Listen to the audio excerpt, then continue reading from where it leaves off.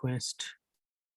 Sir guest join कर चुके हैं, एक बार चाहो तो इंटरेक्ट कर सकते हो। आपको सामने जगदीश वहां दिख रहा है, उनको नहीं? अच्छा, एक बार स्क्रीन पे लाएंगे आप उनको, एक बार स्क्रीन पे आउटपुट नहीं आ रहा सर, वो बोले let me request dean of the.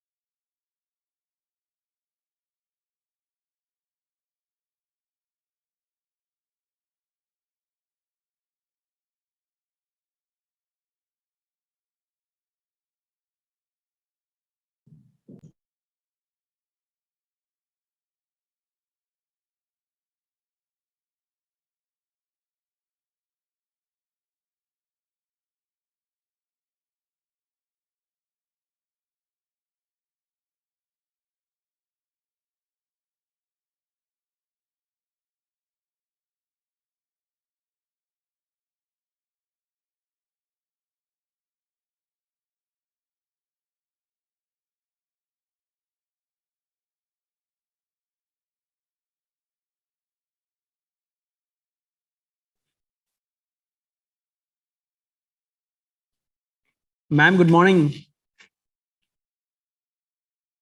Dr. Joseph, can you hear me? Yes, I can hear you. Good morning. Good morning, ma'am. So we shall Okay, start at 12, ma'am. Yeah, sure. Thank you so much, ma'am. Yeah.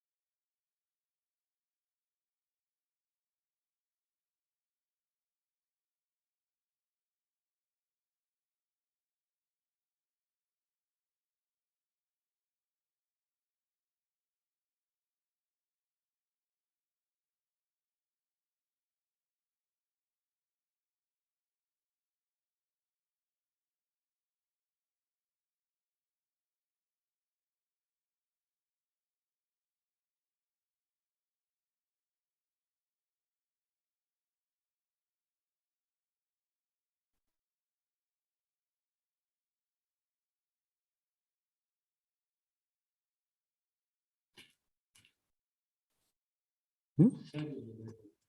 एक second, एक second.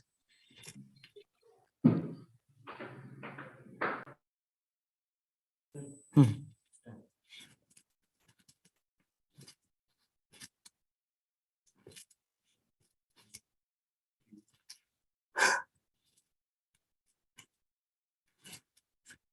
Hello and good afternoon, everyone.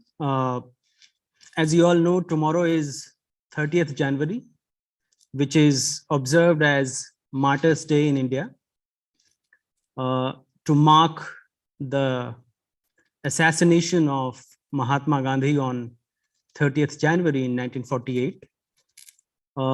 So to remember Mahatma Gandhi and to understand him as a communicator that he was, Jagran Lakecity University, through its Faculty of Journalism and Creative Studies, is bringing to you a very, very enriching conversation with Dr. Teresa Joseph, who is the author of the book, Mahatma Gandhi and Mass Media, Mediating Conflict and Social Change. So before I start the session, let me first of all request the Dean of Faculty of Journalism and Creative Studies, Professor Divakar Shukla, to kindly welcome our guest of the session, Dr. Joseph. Thank you so much, Ram sir. We're really privileged to have Dr. Teresa Joseph with us today.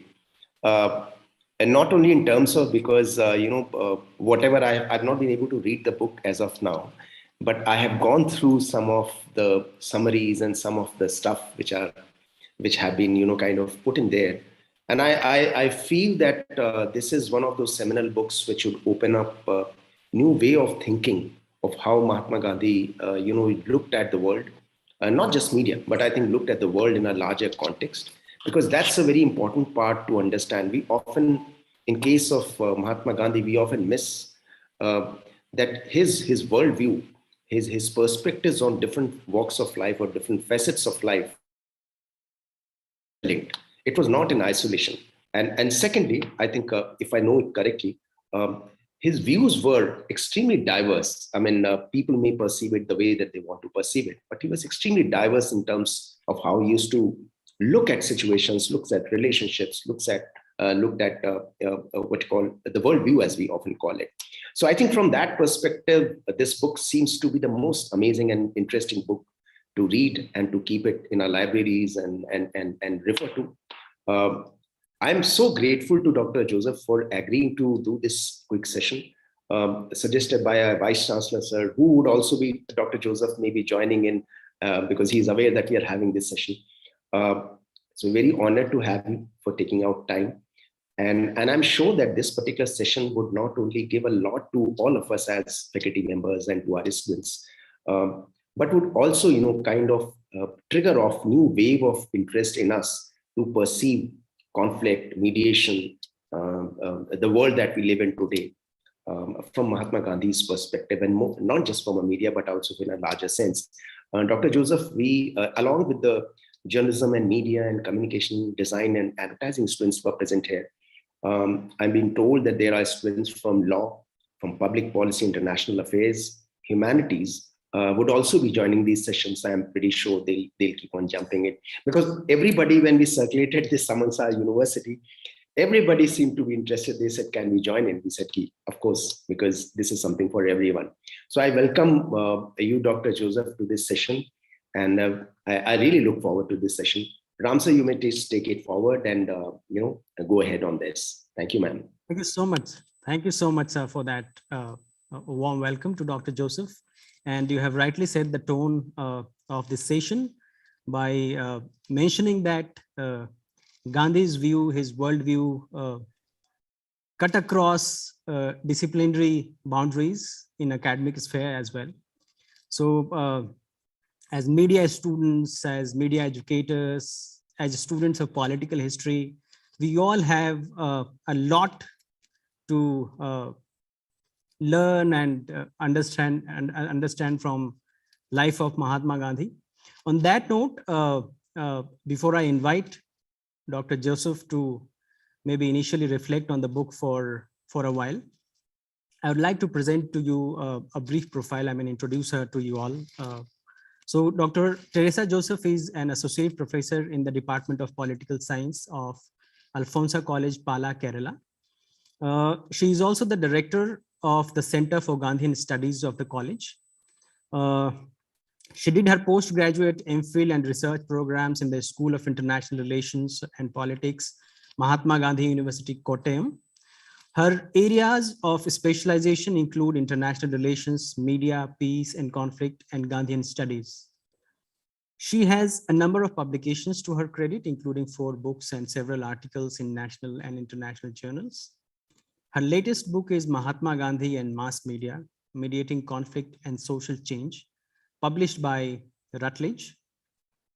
She was selected by the United States Department of State for its prestigious International Visitor Leadership Program on Developing American Studies curricula. As director of the Center for Gandhian Studies, she has organized a number of seminars, workshops, extension programs, and publications based on Gandhian thoughts and ideals. Once again, let me welcome you all and for this conversation. Thank you so much, Dr. Joseph, for having taken some time out to interact with us on this interesting topic and on your book.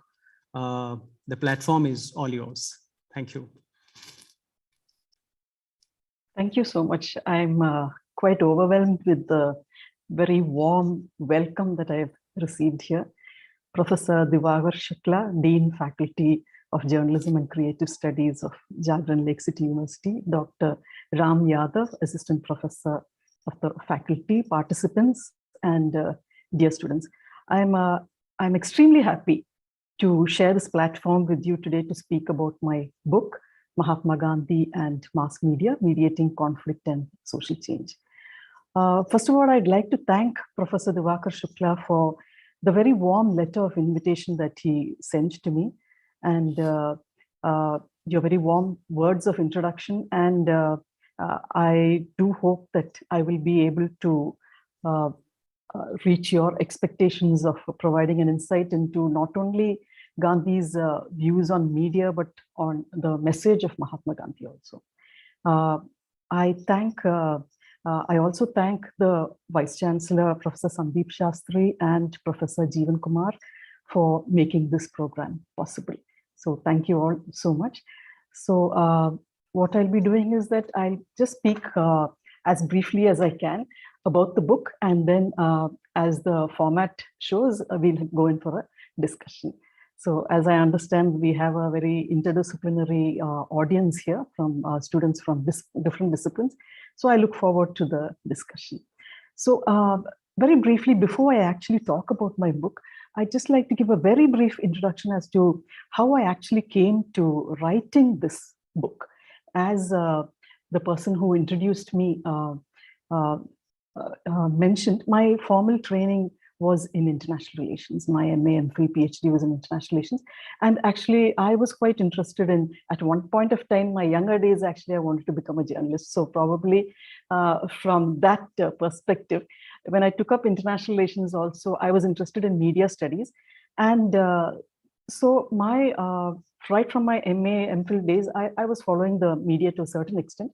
I had done some work on media coverage of Kashmir, human rights in Kashmir, media coverage of Indian media, press coverage of Pakistan, of particularly Pakistan's nuclear program, and about gender and militarism and how it is addressed in the media, the questions of gender and militarism, and questions how international conflict is covered in the international media, and so on. So one common thread which has run through all my engagements with studying the media has been a kind of concern with questions of peace and social justice. And but my findings in all these studies was not very encouraging. In fact, I found that especially when all these are kind of on reporting conflict or conflictual situations kind of. So I found that there's a kind of selective reporting. There is a reflection of the dominant discourse, processes of securitization, of demonization of enemies, a decontextualization of the conflict, and so on. So of course, we cannot generalize entirely, but that is to a large extent from my experience, what I have thought. But over the years, I became more inclined towards reading Gandhi. So, after a point of time, I realized that there is an alternative way of engaging with the media and reporting conflictual situations. So, and that is how I have slowly come to this. And I found there were not many works done on this. Of course, there is tremendous work on Mahatma Gandhi in different dimensions. But unfortunately, not so much on this particular aspect of Gandhi. So, Mahatma Gandhi, of course, we all know is a multifaceted personality who wore many hats during his lifetime. We know him as an advocate, of course, as a freedom fighter, a social reformer, a writer, somebody who experimented with health, diet, ashram living, and so on. The list goes on.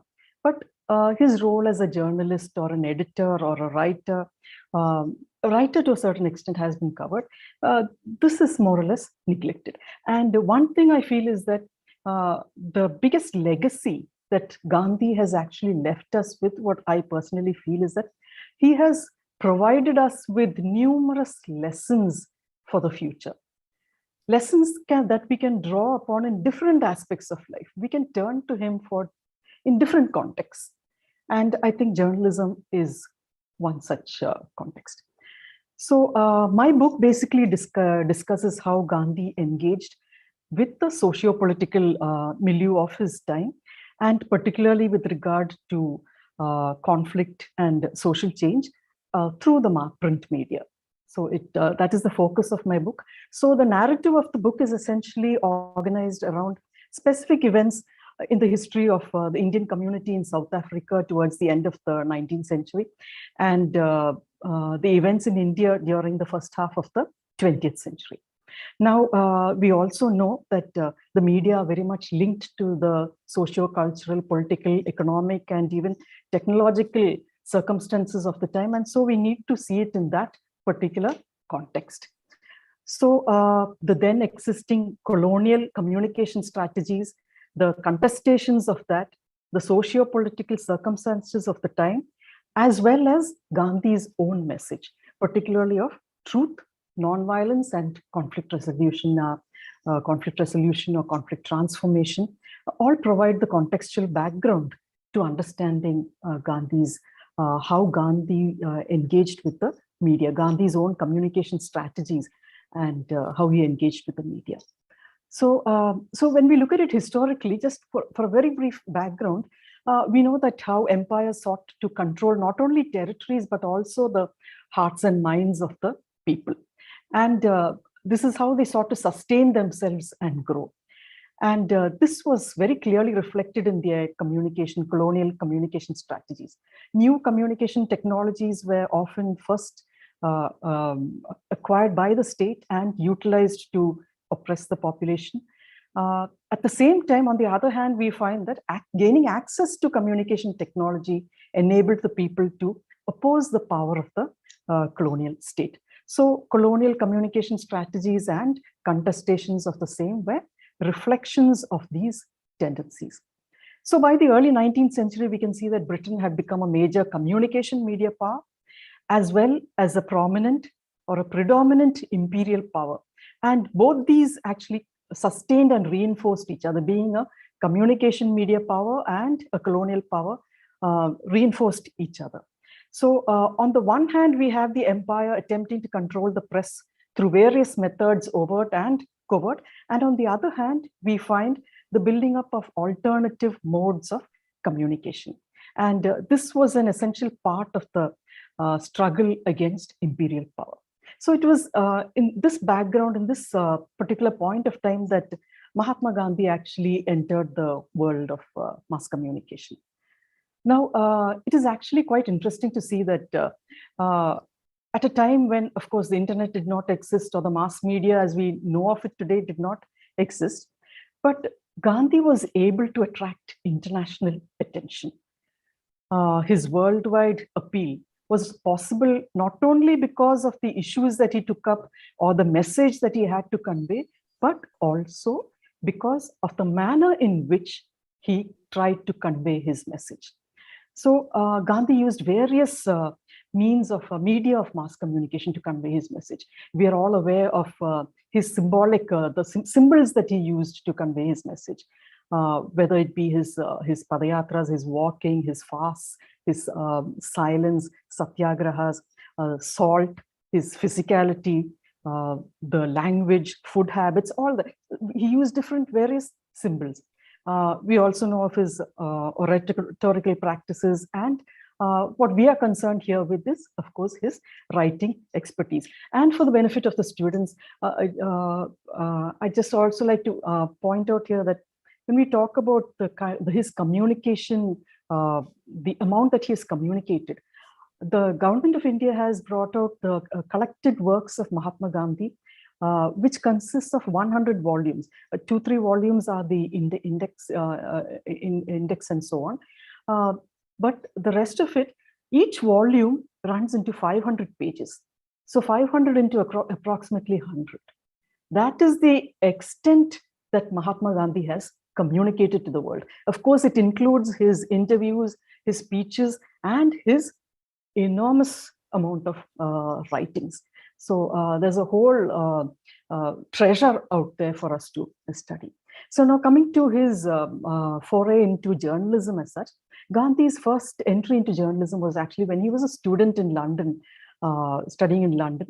And he joined the Vegetarian Society in London. And it was there that he came across, they had their journal, The Vegetarian. And he wrote a series of articles in The Vegetarian. And this was at a very young age of 21. And this was very well received. And he tried to, he spoke about foods and festivals of India. So he was trying to negate the predominant existing notions of India. He was trying to relate the linkage between food, festival, and religion, and caste, and so on. So he was trying to do away with certain misconceptions about India. But right at the age of 21, we can see his sharp sense of powers of observation and his regard for facts. And particularly interesting is that when he went to London, he himself says in his autobiography that he had hardly read any. He had not read any newspapers back in India. It was only in London that he started reading newspapers. His knowledge of the language was also minimal. But so that was his entry into journalism. But when he was in London or in England, he did not face direct, he did not experience much direct open racism. So we know that later on he came back to India and then he moved to South Africa, and he experienced various kinds of racism, racial discrimination. And actually the very day after he arrived in South Africa, he entered the magistrate's court with his turban on. And the magistrate asked him to remove the turban. But Gandhi refused to remove the turban and he left the courtroom. So the next day, the Natal Advertiser, a predominant newspaper, actually reported on it, saying the title, An Unwelcome Visitor. Gandhi was, of course, the unwelcome visitor, and it was very critical of Gandhi.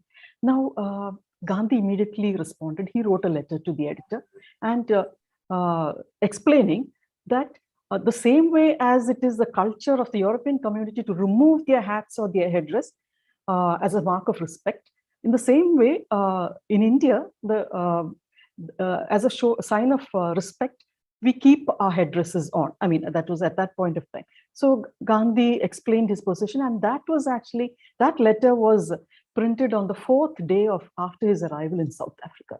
Now that marked the beginning of a long history of his writing letters to the press. He started with letters to the press, basically to counter white sentiment, the misconceptions about Indian community, misrepresentations in the press about the community, and so on. He started giving interviews. He started making use of the telegraph and cable also.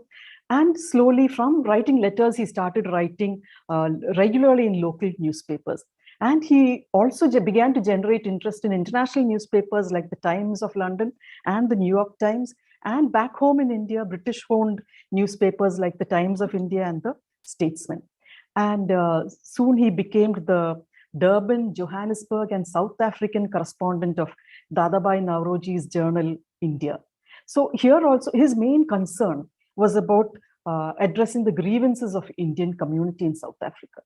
So that is what he wrote on extensively. And when the Indian Franchise Bill came that sought to take away the rights of Indians to elect their representatives to the Natal Legislative Assembly, he began to write on that point also extensively. But gradually, although his articles were well accepted, there came a point when he started facing rejections, and rejections in the sense the main mode of the editorial system, or the owners of the publishing companies were, of course, oriented towards the white sentiments. And so in fact, one of them even asked him that you need to start paying, put your articles as advertisements. So Gandhi began to realize that he needs his own, he cannot rely on this goodwill of the white press, and he needs his own press, or his own newspaper rather. So by then the Natal Indian Congress had been established in South Africa, and they also felt the need for a press of its own or a newspaper of its own, but they lacked the funding. And it was at that time that a person, Madanjit Vyavaharik, a member of the Natal Indian Congress, he started the International Printing Press with the support and encouragement of Gandhi. And after some time, he proposed starting a newspaper also, a newspaper in 4 languages, that is in English, Hindi, Gujarati, and Tamil. So Gandhi very enthusiastically, Gandhi earlier, before that also, he had on various occasions attempted to start a newspaper, but it didn't come off. So he enthusiastically supported this proposal, and thus was born Indian Opinion. That was in 1903. And Gandhi, he was never the editor of Indian Opinion as such, because he felt that he, as a practicing lawyer, it would be unethical. Now, but at the same time, he put in a lot of money in Indian Opinion. He scrutinized all the matter for publication, and every issue had some writing of his. So in effect, he was working as the editor. And in 1904, Vyavaharik gave the press and the newspaper to Gandhi to repay to, he wanted to go back to India. And so he also owed Gandhi a substantial amount of money. So he handed over this and returned to India. And then starts a long history of how Gandhi used Indian Opinion. He used Indian Opinion not only to draw the attention of the authorities to the kind of problems faced by the Indian community, the injustices, the discrimination they were facing, but also to draw attention to the misrepresentations in the press. More importantly, he sought to build bridges between Indians and the South African government, as well as the British government, the Indian community, and the white community in South Africa, and also among the different Indian communities in South Africa. Another important objective of Indian Opinion was also, it was not only to criticize the governments or the white community, but also to look critically inwards at the Indian community, to make them aware of their own faults or drawbacks, and also of their rights as well as responsibility. So it was not just focused on the rights of the Indian community, but also of their responsibilities, and wherever any need for improvement, particularly Indian community was actually very much criticized for lack of hygiene and so on. So those kind of things, Gandhi made a tremendous effort in Indian Opinion to provide an awareness of those things. So soon we find with the Asiatic Registration Act in 1906, where the government sought to, the government made it compulsory for Indians to register with the body identification marks or fingerprints and so on. And Gandhi started his Satyagraha movement against the act. And we see that the Indian Opinion was very much a part of this Satyagraha movement. And in fact, even the word Satyagraha, he put it for, he was using the word passive resistance, but that was not appropriate enough. So he asked for the readers to provide suggestions for an alternative to passive resistance, and that is how Sadagraha was suggested, and he tweaked it to Satyagraha. So in Indian Opinion, the whole philosophy of Satyagraha and all the plans of the Satyagraha movement, it was an open movement. Indian Opinion was an open book. I mean, it was an open newspaper. All plans, the strategies, the logistics, everything was laid out in Indian opinion. So because the whole struggle was based on truth and non-violence, and there was no question of maintaining secrecy about it. So it was open not only for the Indian community to read, but also for the white community. So during his 21 years in South Africa, Gandhi contributed much to alleviating the problems of the Indian community, and Indian opinion was very much a part of this effort. So in 1915, after Gandhi returned to India, we can see at that point of time, a section of the Indian press had become vehicles of anti-colonial dissent, and there was a strong struggle for freedom of the press. And I'm sure, I think I'm speaking to largely a journalism student audience, and I'm sure you're learning about the history of journalism. So we see historically a lot of people who have in the freedom movement who were also journalists or who had started newspapers, and this was very much a part of the freedom struggle, like Raja Ram Mohan Roy, Aurobindo Ghosh, Dadabhai Nauroji, Bal Gangadhar Tilak, Surendranath Banerjee. Of course, the list would go on. But we find that after Gandhi returned to India, that Indian journalism after that found a major influence of Mahatma Gandhi. And he gave an impetus to the journalism after his return, and particularly after he started, after his getting into journalism in the formal way. So one point here is that Gandhi felt that the British had been able to establish its rule in India because of the support extended to it by the people of India. I'd just like to quote his words: "The English have not taken India, we have given it to them." So he argued that the empire had to be fought not only at the political level, but also at the socio-economic, cultural, and attitudinal levels. So naturally, he felt that mass participation was definitely required. And he felt that change cannot come without mass participation. And he felt that public opinion, to quote him again, "Public opinion is a force mightier than that of gunpowder. Publicity is our best and perhaps the only weapon of defense." So it is actually, we need to look at his whole engagement with the media in the context of this understanding, and based on this basic understanding and this larger context. So Gandhi, as in South Africa, began to use the print media to generate awareness and to mobilize the people. And the issues that he raised or he wrote on ranged from political, social, economic, cultural, and so on, within the larger framework of course, Swaraj, truth, nonviolence, and so on. So when we go through very briefly about how his engagement with the media in India, again, we find that there was no question of generating publicity for publicity's sake. He used the media according to the issue at hand. Now, when we go through just the basic events in history, for some cases, in some cases like the Kheda Satyagraha, the Vaikam Satyagraha, the Salt Satyagraha, non-cooperation movement, disobedience movement, civil disobedience movement, Quit India movements, and so on, questions of communalism, untouchability, the Rowlatt Act, and all, he called for maximum publicity.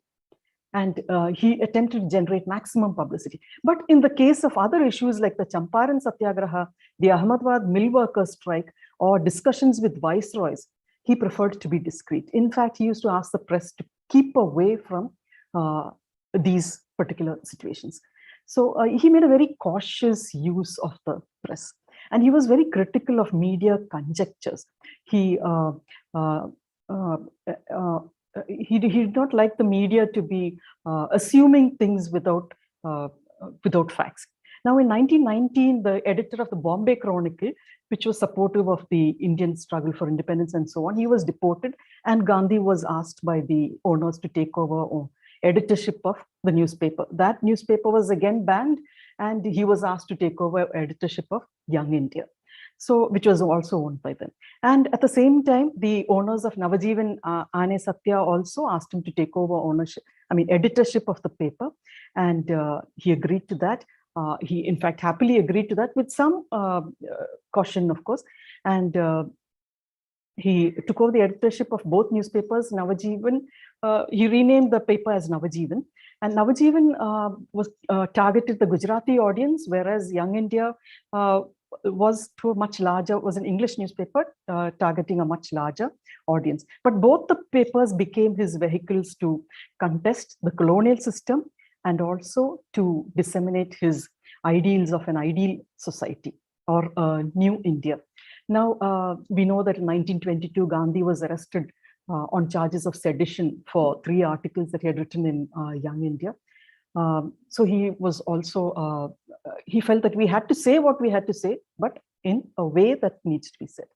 So through his journals, he tried to reach out to all sections of the people. He wrote extensively on questions of communal harmony, caste, rural. I could list it, but I think for he covered a lot of social issues. So basically, his was a kind of contextualized response to contemporary social, economic, and political issues. Now, before the Dandi March in 1930, Gandhi wrote extensively on the economic implications of salt tax. And of course, he used the media, both the national and international media, to a massive extent. And we know the kind of coverage that the Salt March got for India, the freedom struggle.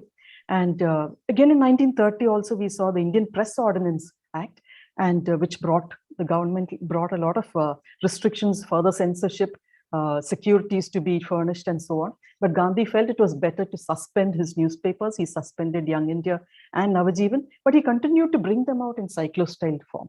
And finally, the newspapers had to close down in 1932. Again, in 1933, when Gandhi was in jail, he started the newspaper Harijan. Harijan actually was 3 newspapers: Harijan in English, Harijan Sevak in Hindi, and Harijan Bandhu in Gujarati. So he started it. Of course, it was focused on the cause of the backward community. And but in 1940, when different restrictions came at different points of time, again he also suspended Harijan for points of time. Again, they were restarted, and this goes on. So actually, what I've tried to do now is to give I've tried to make it as brief as possible, which is rather difficult being the author, but I've given a very brief overview of Gandhi's engagement with the media in South Africa and India. But so through this overview, we can find certain common trends running through Gandhi's engagement. Of course, we have seen how over the years, how he contested the colonial communication order and how he developed alternative modes of communication, his own alternative modes of communication. So journalism essentially for Gandhi was a mission rather than a profession. It was a means to serve the public. So, and his whole engagement with the media, we can see it is based on his underlying principles of truth and nonviolence. He made it a point to verify all facts before actually publishing them. And he had, right from the days of his initial writings in The Vegetarian, he had a very strong regard for truth. He had a very strong urge or regard to fight misperceptions and misrepresentations. And to quote him, he says, "Too often in our journals, as in others, we get fiction instead of fact. I am of the opinion that it is better not to publish a report at all if it has not been found possible to verify it." I think that's a very something which we need to keep in mind. So his advice to journalists was always to write only what you can substantiate. I could give some examples of Keda, but I think I will skip that. So, and of course, he had a lot of discussions on nonviolence also in all his papers. So his engagement with the media offers us actually communication methodology for transforming conflict, for for building bridges rather. So he considered conflicts to be structural, which had a major impact on society as a whole. And so it was necessary to educate the society on the social implications of unjust structures, and through that to ensure the participation of the larger community in the process of resolving these conflicts. So he sought to educate the victims as well as the perpetrators of injustice. Most papers at that time were focused on a particular community, but Gandhi made it a point to address both the victims as well as the perpetrators of injustice. So the underlying principle of Gandhi's engagement with an opponent was to keep the channels of communication open, to avoid any kind of intimidation, to avoid any obstacles to dialogue. So Gandhi used journalism to reach out to his opponents and to build bridges with his adversaries. So he also sought to educate people on the philosophy of satyagrahas, the responsibilities of a satyagrahi. And he also spoke always about stepping into the shoes of our adversary, so that we find not only, we shouldn't be focusing on the differences, but also try to find common ground. So he was extremely critical of newspapers that fanned the flames of communalism. And he felt that it was a duty of a journalist to promote friendship and to scrutinize anything that was written against any community. That was the responsibility of a journalist. He was a strong advocate of freedom and independence of the press. And there's a lot to be said about that also, but I'd like to focus more on maybe one more point, that is his language, which is again very much related to how his use of the media for conflict transformation and so on. It's not only the simplicity of his language, but also the kind of self-restraint that he used in his writings, the sober reasoning that he used in his writing. So this is all evident not only in his choice of topics or the way in which he approached them. It was always very measured, very restrained. He was willing to give space or to hear the other side. And his language was accessible to everyone. So that is one reason for his mass appeal. And his writings were always free of any kind of malice or bitterness or exaggeration. So he often said that whatever needs to be said should be done so openly, but with politeness. You should write, like when Gandhi left South Africa, his son Manilal Gandhi took over Indian Opinion. So Gandhi, when leaving Indian Opinion, his advice to Manilal Gandhi was, you should write what is truth in Indian Opinion, but do not be impolite and do not give way to anger. Be moderate in your language. If you err, do not hesitate to confess it. So he was very agitated by the conjectures of the press or how the press was handling critical issues. So he felt that, to quote, instead of making the publication of news a matter merely of making money, think of the public good.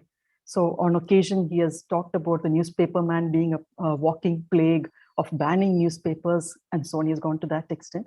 So he often advised editors to take special care of the selection of news, not to put in any fact which could not be substantiated, and not to indulge in criticism that could incite hatred, not to use violent language, to be restrained in their language.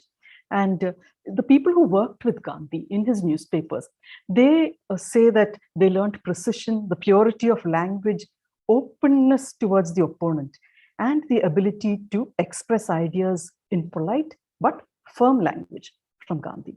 Now, just to quote finally Rajkumari Amrit Kaur, the freedom fighter and member of Constituent Assembly and so on, she was very much associated with Harijan, and she writes, Gandhi's high standards of journalism were his incomparable contribution to public life. So Gandhi's engagement with the mass media and his contestations of the colonial communication order were clearly a reflection of his philosophy of life, especially his views on truth, nonviolence, conflict transformation. He used his writings to generate awareness on social issues, to highlight and protest against injustices, and of course to build bridges. So basically, Gandhi's journalism is an ethics-based journalism, whether as a writer, an editor, a publisher, or whether it is with regard to language, the style, the use of advertisements, the quality of the finished product, the cost of subscription, or the responsibilities of a journalist. So his writings were exercises in truth, nonviolence, and bridge building.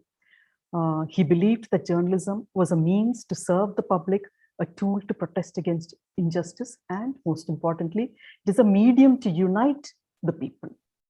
So just to conclude, I think that today's notions of peace journalism, nonviolent journalism, or nonviolent communication for that matter, or development journalism, constructive journalism, citizen journalism, and all of these which reject the kind of mainstream approaches to journalism can be seen as part of the Gandhian tradition, where the media is used to bring people together. So in fact, drawing on Gandhi's engagements with the press, Ravish Kumar, of course, as we all know, the Raman Magsaysay Award winner for journalism in 2019, he points out that Gandhi's reflections on the media are very much relevant for today's divisive world. So through his writings, Gandhi not only propagated his views, but in the process, he has also provided certain lessons for journalists, for media professionals, for the general readers and viewers also to draw from. So as I mentioned at the beginning, the biggest legacy that Gandhi leaves us with is that he has provided us with numerous lessons for the future, lessons in different contexts. And I personally feel that journalism is also one such example. So thank you very much for your patient listening, and I look forward to the discussion. Thank you. Thank you so much. Thank you so much, Dr. Joseph, for introducing us to the varied perspectives on Gandhi's engagement with mass media that this book that you have authored seeks to underline. And yes, I had the opportunity to go through the book to some extent, and I think after engaging with the content of the book, I think it gives us an overwhelming ideas around Gandhi, his engagement with mass media, Gandhi as a mass communicator that you have tried to capture extensively in this book. And it certainly provides a very, very enriching account of Indian media history, and how the first printing press arrived in Goa from Portugal in 1550 to how it appears, how the media landscape has evolved to our times. So I think overall, it's a very, very interesting book to engage with for anyone interested in understanding Indian journalism today and the journalism in the pre-independence era, as well as the post-independence era. And I think how this book stands apart from other books that delves into the scholarship around Gandhi as a journalist or Gandhi's engagement with mass media is the area of conflict resolution, or media being a facilitator of social change that it seeks to bring forth in line with Gandhian philosophy of journalism and mass communication. So I think this is a very, very new perspective that your book offers.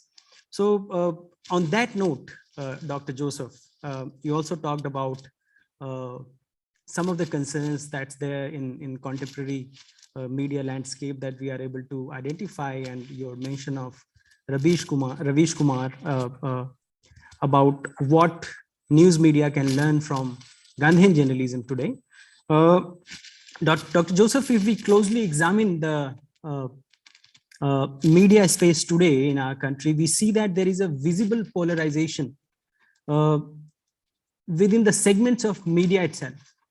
Yeah, and especially when we look at the coverages of some of the conflicts that India has seen very recently, be it the protest around the CEA, NRC, or the students' protest at JNU, Jamia, farmers' protest, for example.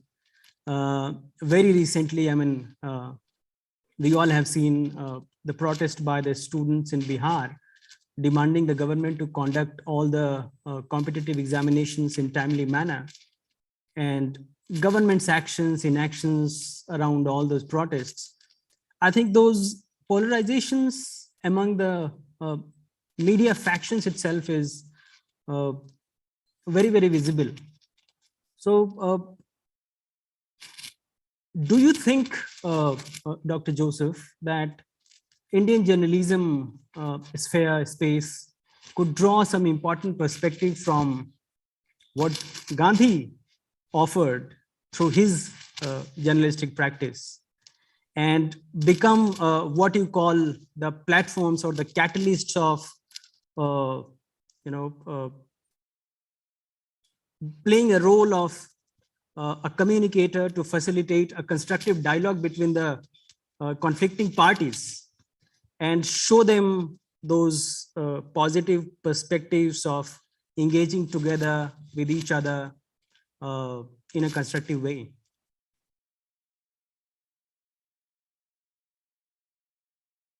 Thank you so much for that, Professor Yadav. What you said is very much true.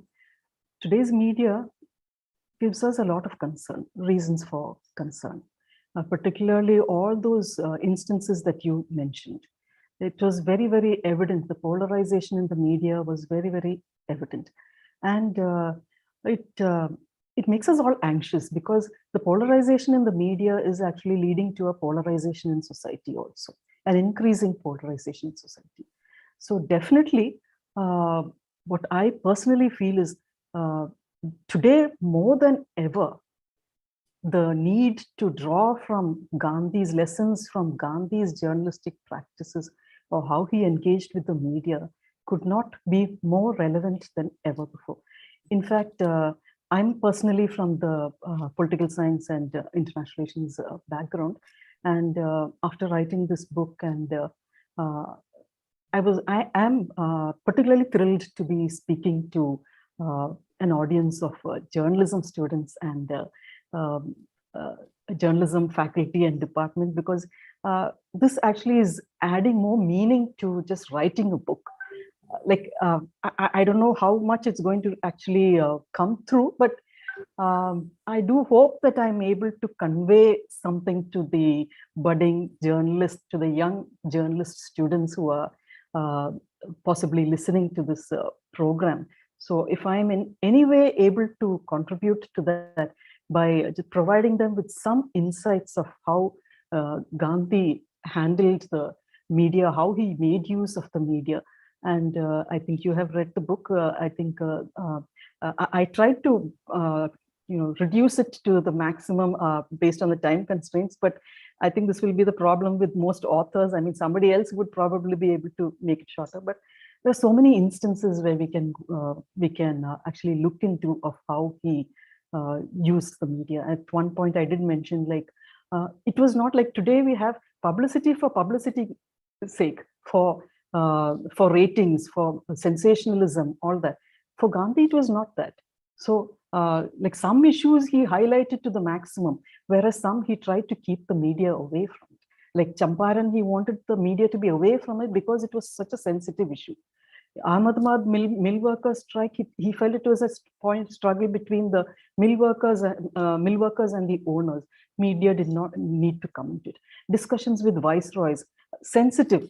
The media conjectures, he at that time, the communal violence in Bihar, it was at that time he became very despondent with the media, and he said that the newspaper man is like a walking plague. And at that time, he even said that if he was appointed dictator for a day, he would ban newspapers. There's something which really touched me, because he's a person right from the age of 21, he has been engaging so much with the media. So it pained him so much the way the media was handling things. So, and I think that is probably a kind of situation we are facing today. And I think the media can definitely learn, the media in the sense whether we are talking about the journalists on the beat, or the editors, or the publishers.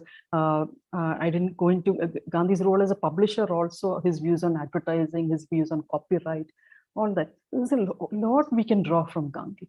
Like, the point is that the medium may have changed from the predominance of the print newspapers. We have come a long way, but the problems that we faced at that point of time are actually magnified today, which Gandhi identified at that point of time, are only magnified today. So we can definitely learn a lot from Gandhi. Absolutely, you. absolutely. Thank you so much for that response, Dr. Joseph.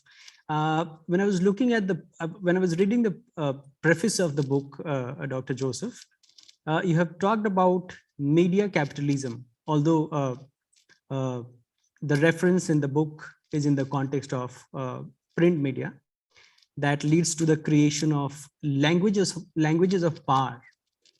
Could you please expand on that a little to help us understand if you see something like that in India as well with the ever-changing media landscape, Dr. Joseph? Okay, maybe I'll just, of course, print capitalism. One thing here is that it's mainly Robin Jeffrey has actually written quite a bit of that. And the time in which Gandhi entered the media landscape is actually a time of, like some people would call it that he's a product of the print capitalism or print elite mode of, Robin Jeffrey talks about it as a print elite mode of communication at that time, before it became a mass elite. It became mass elite in the beginning of the 20th century. So Gandhi actually, he was able to make best use of in however one may like to take it, he was able to make best use of the merging of the capitalist system with the printing technologies. So I'm not sure if Gandhi himself would be happy with that, but yes, of having taken advantage, made use of the capitalist system with the emerging print.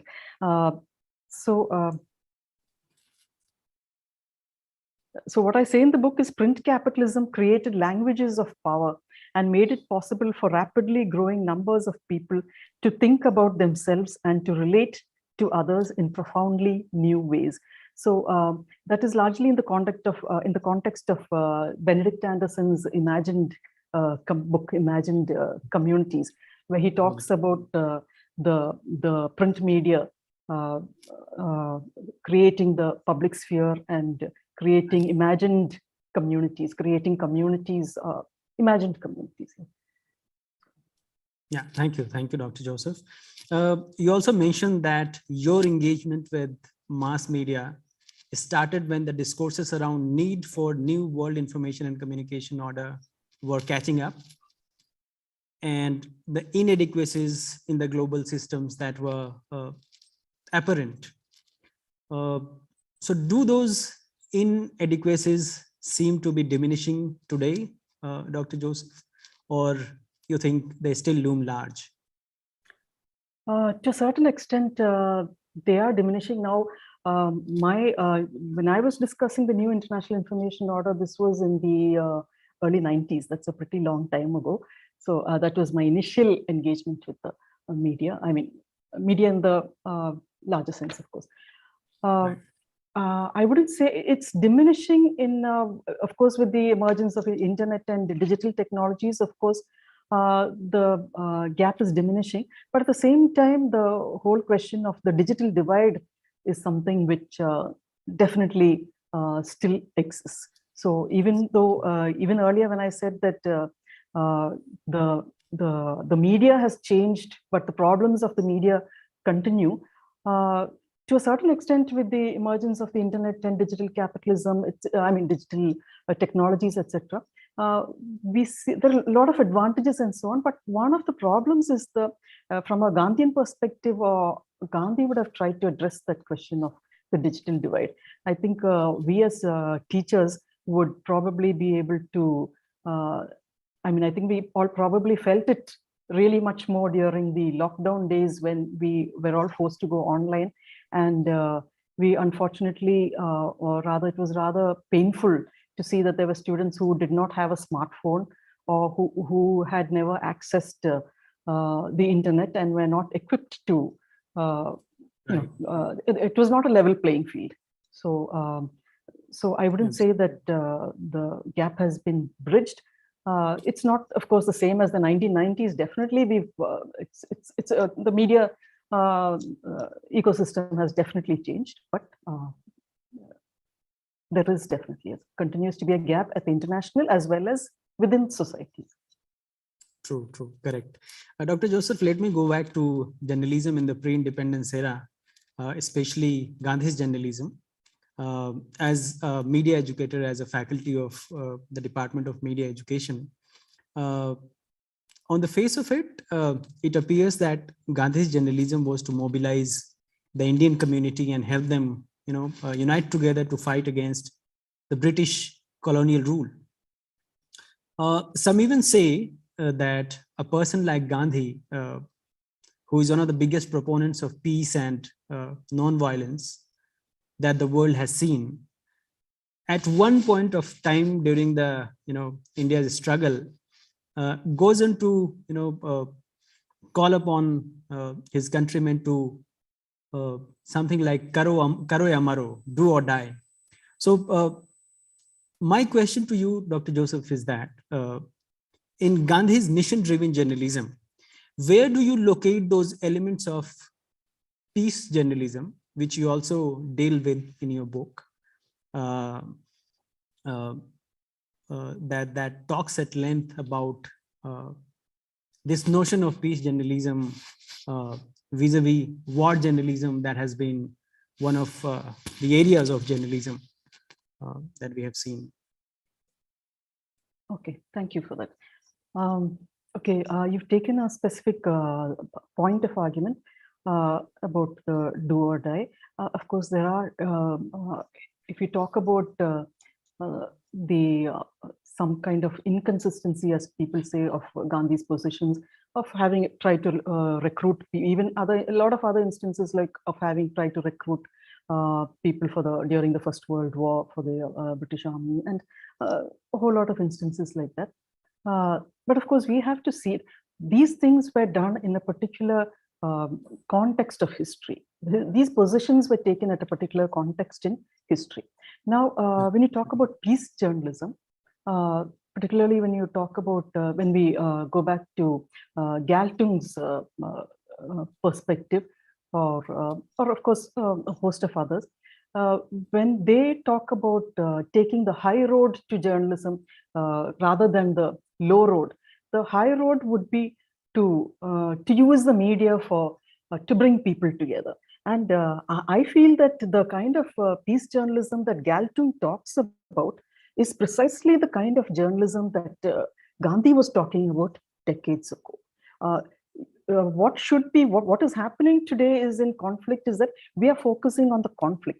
We are focusing on the differences. We are not focusing on we are not contextualizing the conflict. We are focusing on demonizing the enemy. Gandhi's perspective was not that. The peace journalism perspective and Gandhi's perspective were to bring people together. So their writings were focused on both, to bring them together, not to divide them, but to unite them. So I feel that peace journalism is certainly something based. I wouldn't say that it's drawn from the Gandhian, from Gandhi specifically like that, but it is part of the Gandhian tradition. That's the way I would see it. It is the kind of journalism that Gandhi advocated. And I think it's also something like, the younger, like many people would actually maybe see Gandhi as something archaic or some, I get a lot of responses like that.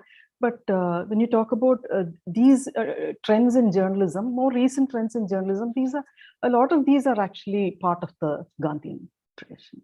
So I think it makes more sense to understand the relevance of Gandhi's media engagements, or Gandhian mode of journalism. I don't know how you would term it, but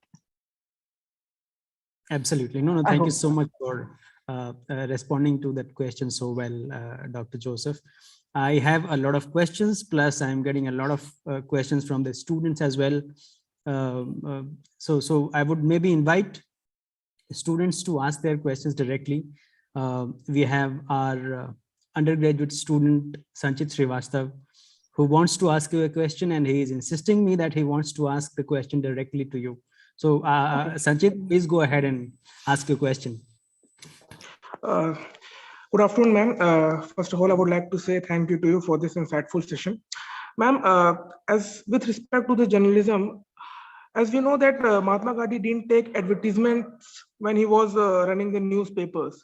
So, ma'am, in today's perspective, can we say that he would have supported or encouraged the subscription-based media instead of the advertisement-based media that we are seeing today? Or is there something more that you want to add on this phrase particularly? Okay, thank you, Sanchit, right, for that very Yes, excellent yes. question. Because actually, I have addressed it in my book, but I was trying to, reduce things in my presentation. I had mentioned advertisement, and interestingly enough, when I conclude my book, I talk about that a lot of what I mentioned earlier, that a lot of issues raised by Gandhi, even though the media has changed, the issues that he raised continue. One point I left out there is that, which I mentioned in my book, is that certain things like not accepting advertisement may not be acceptable in today's world.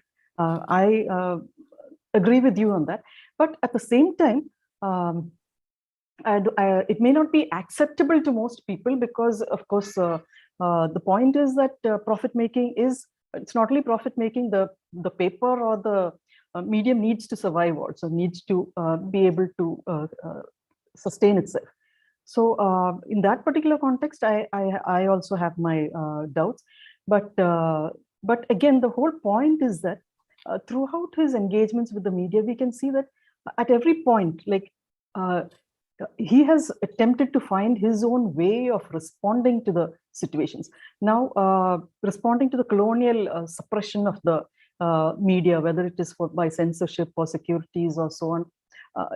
He started, for instance, at one point of time, he started his own unregistered newspaper, Satyagrahi, when he had to close other newspapers.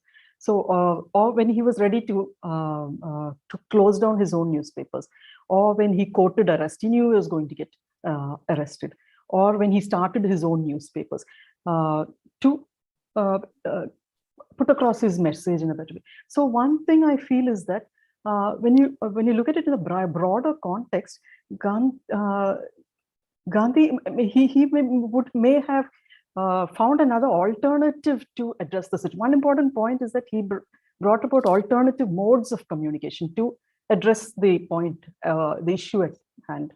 So alternative modes, maybe, of course, now the internet has a lot of other alternative ways of addressing this particular point of advertising. But as far as the print media is concerned, and as far as newspapers are concerned, I'm really not sure whether Gandhi's perspective that newspapers, he did not, except Indian Opinion accepted advertisement in the beginning, but he stopped that, and none of the other newspapers accepted advertisement. And he felt that the newspapers should be able to survive on subscriptions. That I doubt would be a feasible point from a very, maybe from a very realistic perspective. But maybe there are other ways of looking at it. Okay, thank you. Thank you, ma'am. Thank you, Sanchit, for that question, and thank you, ma'am, for your response to that question as well. Drawing from that idea of alternate ways of doing journalism and the contestations that you talk about, ma'am, in your book, during the pre-independence era, with the colonial communication strategies and alternate mode of journalism that emerged in the form of language press from various pockets of the country. Do you think that those ideas seem to resonate today with the emergence of some forms of alternative media that we see in various rural pockets of India as community media, like a community radio station or a community-led newspaper, or some other kinds of communication activities that communities are engaging with? Do you think that we have also, today as well, we have those contestations that exist with the dominant media organizations that we have at one hand, and these grassroots level alternative media organizations that exist in the form of community media? You're perfectly right. I fully agree with you. There are definitely contestations taking place today, and not only community radio, even the other within the mainstream kind of, whether we are talking about this uh, blogging or Twitter or Facebook or all these kinds of this entire media ecosystems, they're actually challenging this existing this domination by certain media conglomerates, or that domination. It's seeing some kind of a democratization, or I think definitely there is some kind of contestations of the dominant mainstream media, and I think that's a very positive, something very positive that we can look at it in a very positive way. No, thank you so much, ma'am, for that question. So I think we are exceeding the time. So Ramsar, if you allow me to interject out here, there's sure, some sir, very. I was going to invite you to have the final word, if any. No, it's not that. There's some very interesting questions, popping up. Dr. Joseph, if you can allow us a couple of questions more. Yeah, sure. So, one of our students, Shreya, are you there? Would you want to ask your question directly to ma'am, or do you want us to take it up? Because you've already yes, put it. sir, I'm here. So, Shreya, you can just go ahead and quickly, briefly ask a question to her. Thank you, sir. Thank you, ma'am, for this insightful session, first of all. And as you said that Gandhi's journalism is an ethic-based journalism, but today we see that the ethics are more or less missing in journalism, and it has become more biased, and professionals are focused on increasing TRP rather than disseminating information. So, but on the other hand, we find that creating sensational news stories for the sake of TRP gives them more money, which is essential for the news channels to run. So, do you think that media organizations can still perform well in terms of earning profit without being biased and not creating sensational stories every now and then? Yeah, okay. I think your last sentence, whether is it the same what you've written? Do you think that media organizations can still perform well in terms of earning a profit without being biased and not creating sensational stories every now and then? Of course, it depends on whether they can still perform well in terms of earning a profit. Of course, it depends on what we are terming as profit. How much do we need to sustain?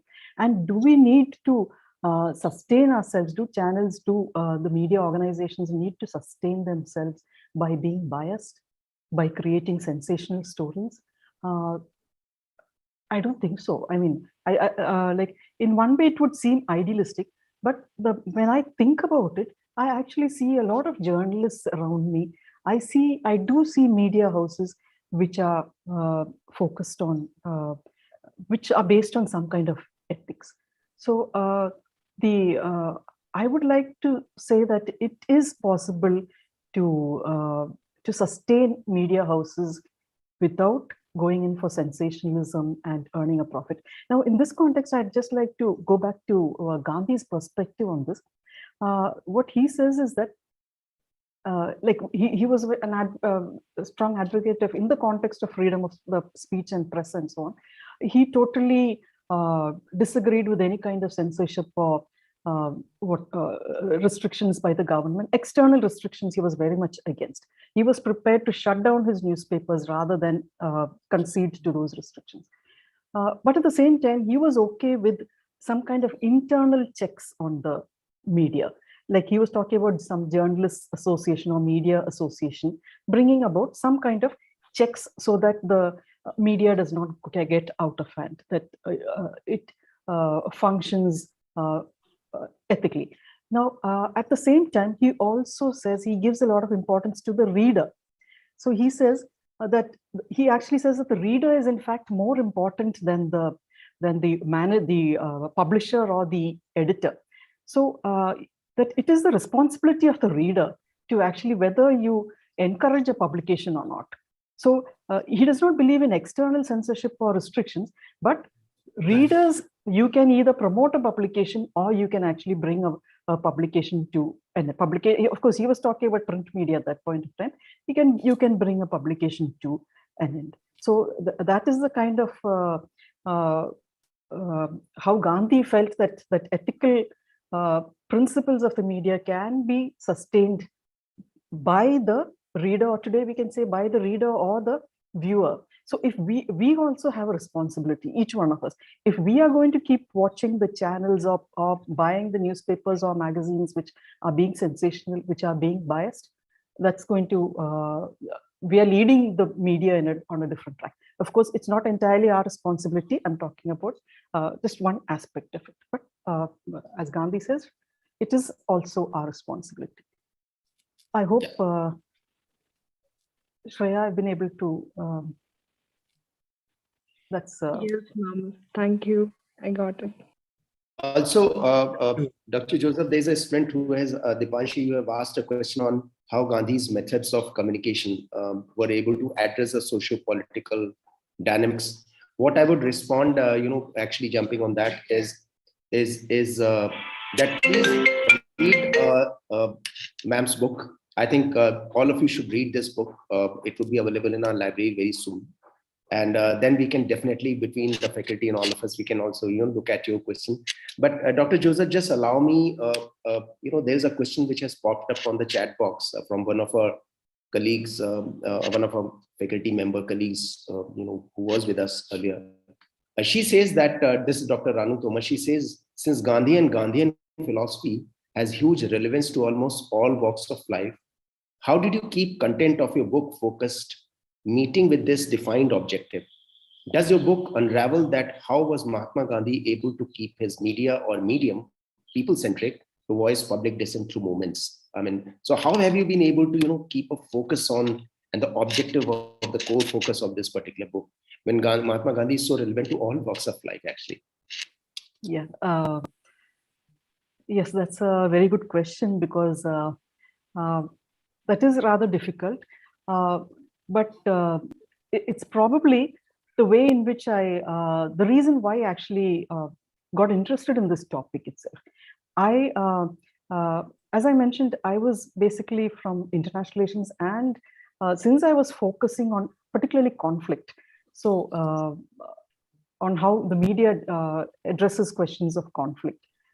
So it is in that context that my entry into Gandhi was into this, but in writing on this was from that point of view. So in that context, I've actually tried to focus on how he has addressed issues of conflict. Of course, when you talk about social change, practically everything comes, a lot of social issues come into that. So I have not gone into detail into each of those social issues, because each one, like when you talk about how he has written about women, or how he has written about untouchability or caste, that would go way beyond it would be totally unmanageable.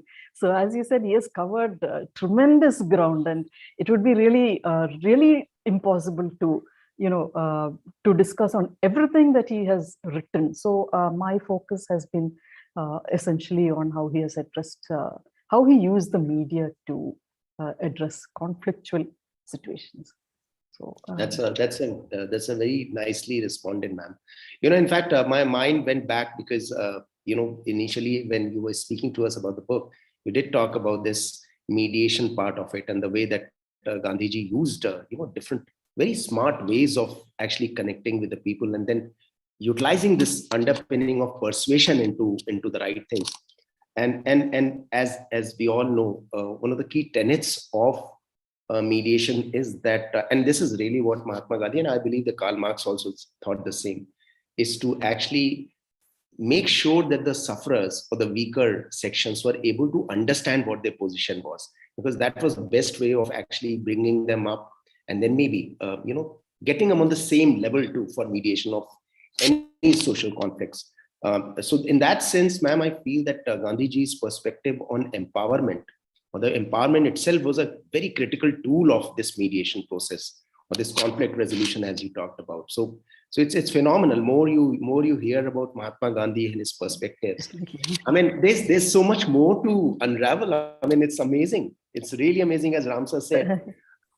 we feel that we know a lot about it because you keep on Exactly. listening and reading, but it's like it's a mine. I mean, you keep on deep diving, but you still come up with some nuggets which we have never known about. Yes, I really can't agree with you more, because you feel you know more, but the more you read, the more you realize that you really don't know Gandhi. So it's really, you can understand him. So this is one way of understanding one dimension of Gandhi. So many layers, so many perspectives. Really perfectly what you said. You feel you know, but there's so much to know about Gandhi. Right? Very true, ma'am. So that's it. We have Dr. Jain Panda, also head of the School of Journalism and Communication. Dr. Panda, if you have any quick questions, you can always ask, ma'am, and then maybe answer can. Thank you, ma'am. It's a really insightful sessions, and there are a lot of perspective. And you rightly said that confining all things about Gandhi and Gandhian philosophy and Gandhian journalism is really difficult task. But somewhere we need to relook at present journalism context, that most of our stories are based on the political stories and most on the crime and conflict. But how do you feel that today's perspective, while constructing a story, Gandhian philosophy, and particularly in terms of bringing social change, and the amount of content nowadays we are seeing in the different type of media, particularly print and television, the social development messages and developmental stories are not getting any space.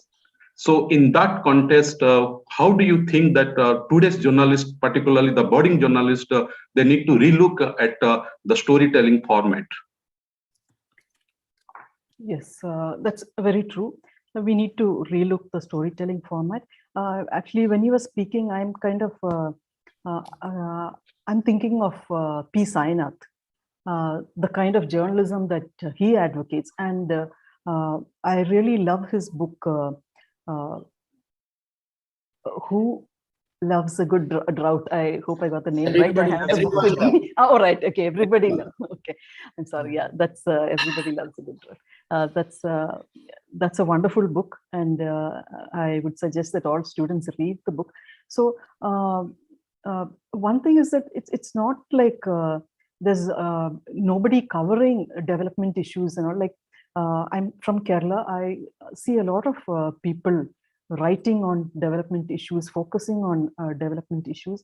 So I think my message to maybe the younger generations or the budding journalists or the media people before me, I mean, I'm not a media professional, so within my limited, extremely limited perspective would be drawing from Gandhi's experience would be even that one point of his that write only what is truth. Only if you cannot, he says that, at that point of time also, he says that we are fighting against deadlines and so on.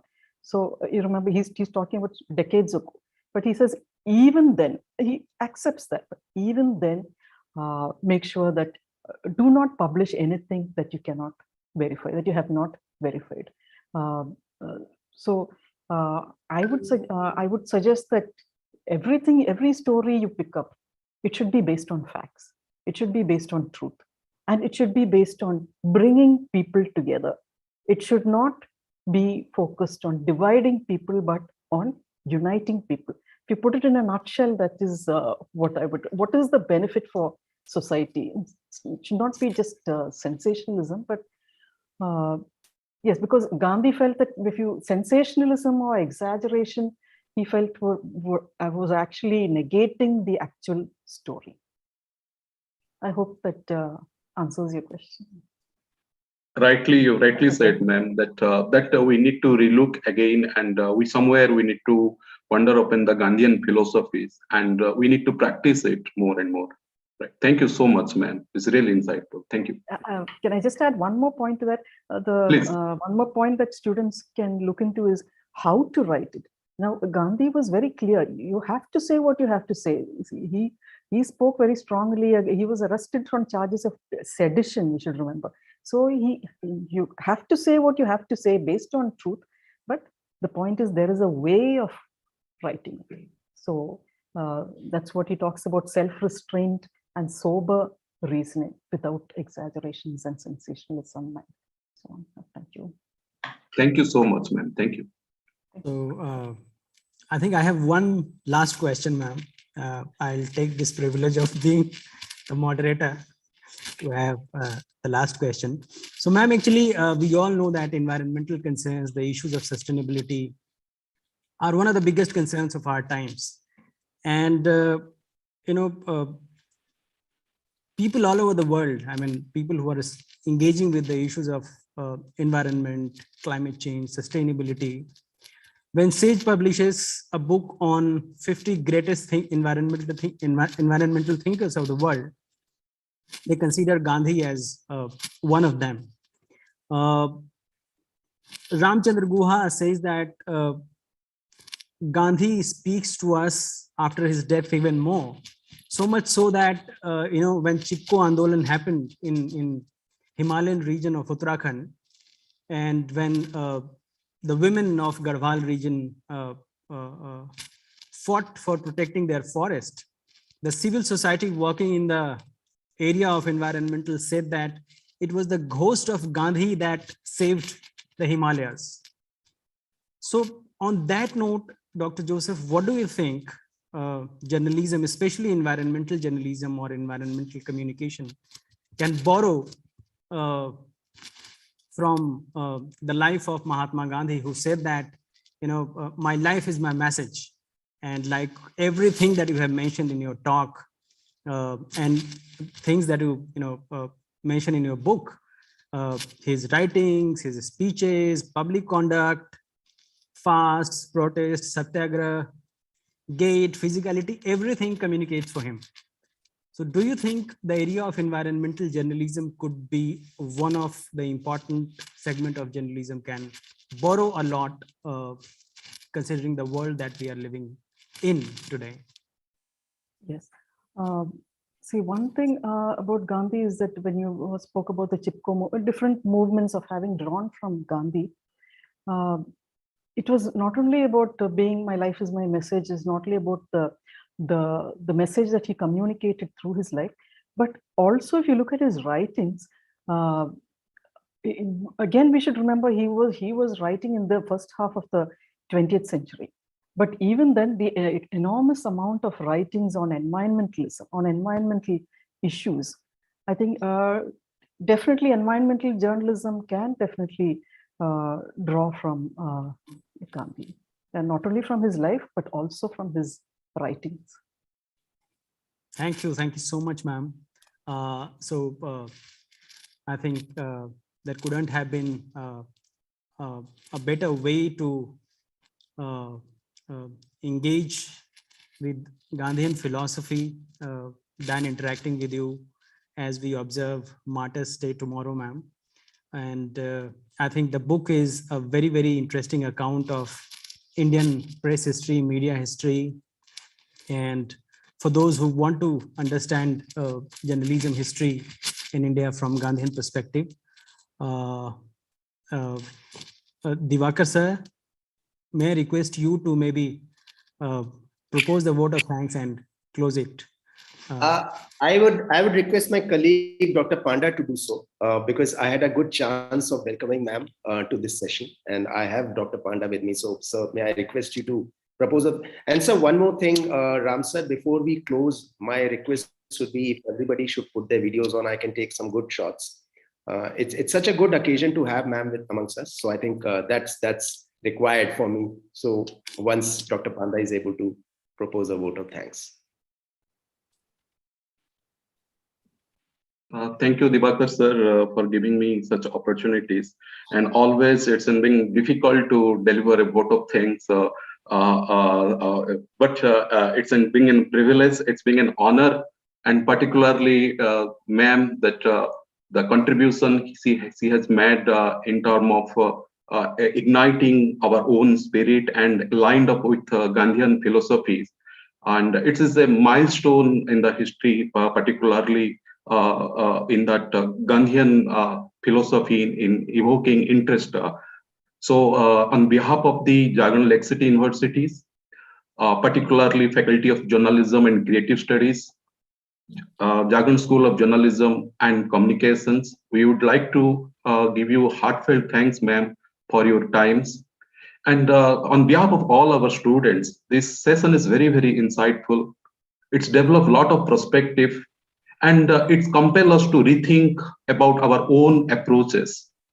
Particularly the book, I am sure that all our students, they go through the books, and we also try to involve in our curriculum too, in terms of giving the value-based teaching. So it would be a landmark. It would be give a lot of kind of develop perspective to our young and budding journalists.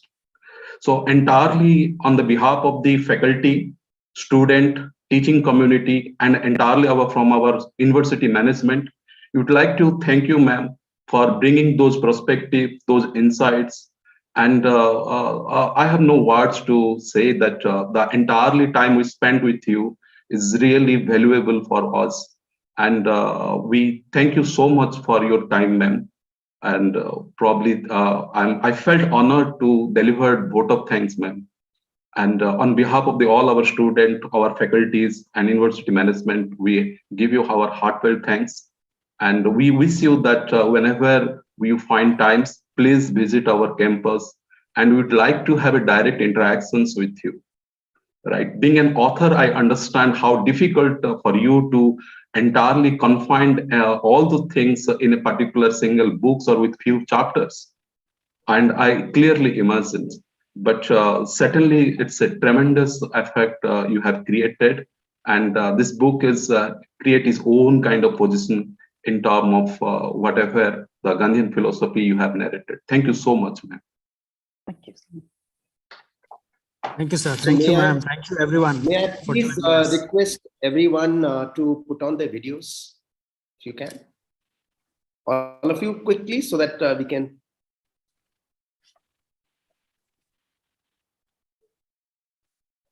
Thank you so much. Quickly, just everybody just put on your videos. I just need a good shot. So you are asking questions, so I need to see all of you. Shreya, you mean to do that?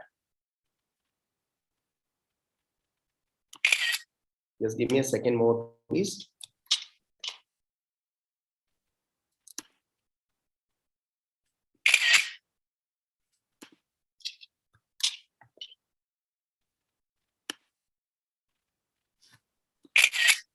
Thank you so much, ma'am. Thank you to all of you, and thank you for spending time. We had budgeted an hour as we had discussed, but we were also engrossed, and so thank you for everything else. Yes, and I am so sorry I overshot my time. Reducing the book is little. It was a pleasure. Sir, may I allow you to speak? I would like to thank Dr. Ram Yadav sir, and has brilliantly moderated the session. Ram sir, you have taken off and you have studied the book, and thank you so much for entirely the questions you have posed, and that entirely the moderating the sessions. And moreover, I would like to thank my team leader, Professor Diwakar Shukla sir. He's a fantastic person, human beings, and giving us all the opportunity to take up that leadership positions and entirely line up all those top authors and discuss about all those new perspectives. So thank you, Diwakar sir, for giving us the opportunity. Thank you so much. And I would like to also thank all our faculty staff, and particularly Dr. Ranu ma'am, Sonia Yadav ma'am, all my colleagues and students to attend this particular session. Thank you so much. Bye, ma'am. Bye-bye.